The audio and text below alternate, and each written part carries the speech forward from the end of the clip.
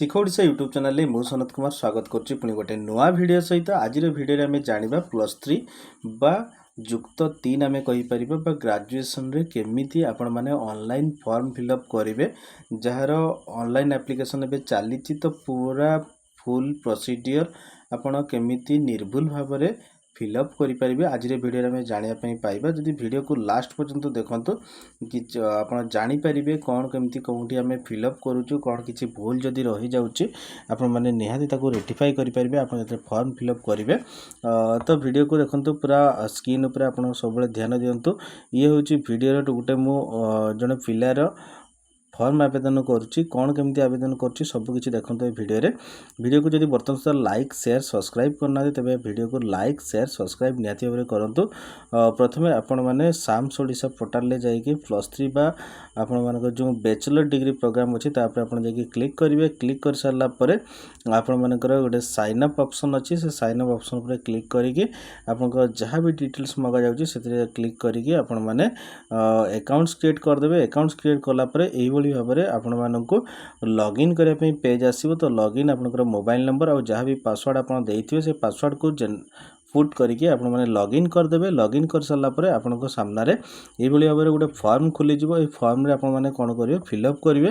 ପ୍ରଥମେ name of the examination council, ଯେଉଁଥିରେକି ଆପଣଙ୍କର council of higher secondary education Odisha ବୋଲି ଆପଣ ମାରିପାରିବେ ଯଦି ଆପଣମାନେ ଓଡ଼ିଶାରୁ ବିଲଙ୍ଗସ୍ କରୁଛନ୍ତି। ଯଦି ଆପଣଙ୍କର +2ରେ ହାୟର ସେକେଣ୍ଡାରୀରେ ଯଦି ଆପଣଙ୍କର CHSE ବୋର୍ଡ଼ ଥାଏ ତେବେ ଆପଣମାନେ ତାକୁ ଚୁଜ୍ କରିପାରିବେ। ତାପରେ ଯାହା ବି ଡିଟେଲ୍ସ ଅଛି ଯେମିତିକି ଅର୍ଫାନ୍, ଯଦି ଆପଣଙ୍କର ପିତାମାତା କେହି ନାହାନ୍ତି ତେବେ ୟେସ୍ କରିବେ। ଯଦି ଆପଣଙ୍କର ଫିଜିକାଲି ହ୍ୟାଣ୍ଡିକ୍ୟାପ୍ଟ ହେଇଥିବେ ତେବେ ତାକୁ ୟେସ୍ କରିବେ। ଏମିତି ସବୁ ଡିଟେଲ୍ସ ଯାହା ବି ମଗାଯାଇଛି ସବୁ ଗୁଡ଼ାକ ଆପଣମାନେ ଆପଣଙ୍କ ହିସାବରେ ଫିଲ୍ଅପ୍ କରିବେ। ଫିଲ୍ଅପ୍ କରିସାରିଲା ପରେ ଇଏ ଆସିଲା ହଷ୍ଟେଲ, ମାନେ ଆପଣଙ୍କର ଯେମିତିକି କଲେଜ ଚୁଜ୍ କରିବାର ଅପସନ୍। ତ କଲେଜ ଚୁଜ୍ କରିବା ଅପସନ୍ରେ ଆପଣମାନଙ୍କର ଯେଉଁ କଲେଜରେ ଆପଣ ଆଡ଼ମିସନ୍ ନେବା ପାଇଁ ଚାହୁଁଛନ୍ତି ପ୍ରଥମେ ସେହି କଲେଜ ଅପସନ୍ ଦେବେ।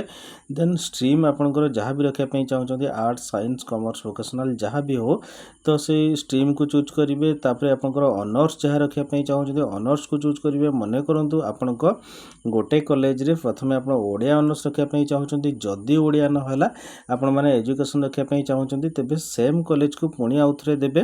ଦେନ୍ ସେମ୍ କଲେଜରେ ପୁଣି ଆପଣଙ୍କର ଫାଷ୍ଟ ତ ଓଡ଼ିଆ ଦେଇଥିବେ, ଦେନ୍ ସେକେଣ୍ଡ ଅପସନ୍ରେ ପୁଣି ଆପଣ ଏଜୁକେସନ୍ ଦେବେ।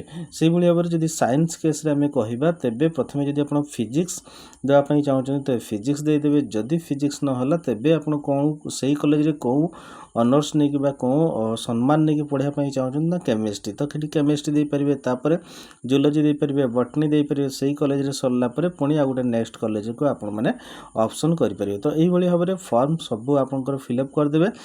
ଫିଲ୍ଅପ୍ କରିସାରିଲା ପରେ ଏଇଠି ମଧ୍ୟ କହି ରଖିବା ପାଇଁ ଚାହେଁ, ଏଇଠି ମଧ୍ୟ ଆପଣମାନେ ଇଣ୍ଟିଗ୍ରେଟେଡ୍ ବିଏଡ଼୍ର ମଧ୍ୟ ଯେଉଁ 4 ବର୍ଷର BA BD ବା BSc BD ଯେଉଁ ଅପସନ୍ ଅଛି ସେ ମଧ୍ୟ ଏଇ ଗୋଟେ ଫର୍ମରେ ଆପଣମାନେ BSc BD ବା ଇଣ୍ଟିଗ୍ରେଟେଡ୍ ବିଏଡ଼୍ ଆଉ ଆପଣଙ୍କର ବ୍ୟାଚଲର ଡିଗ୍ରୀ ପ୍ରୋଗ୍ରାମ୍ ବା +3 ପ୍ରୋଗ୍ରାମକୁ ମଧ୍ୟ ଗୋଟେ ଫର୍ମରେ ଆପଣମାନେ ଆବେଦନ କରିପାରିବେ।